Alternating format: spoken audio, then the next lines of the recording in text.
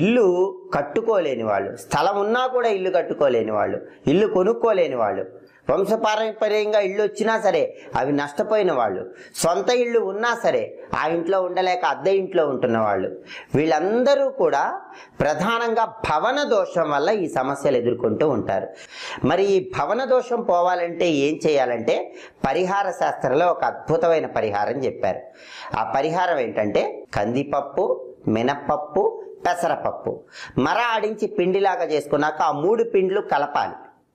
కలిపిన తర్వాత ఆ పిండ్ల మిశ్రమంలో నీళ్లు కలిపి 11 చిన్న చిన్న ఉండల్లాగా తయారు చేసుకోవాలి. ఆ 11 చిన్న చిన్న ఉండల మీద బెల్లం ముక్కలు ఉంచాలి. అలా బెల్లం ముక్కలు ఉంచిన తర్వాత ఆ 11 చిన్న చిన్న ఉండలు బుధవారం పూట గోవుకి ఆహారంగా తినిపించాలి.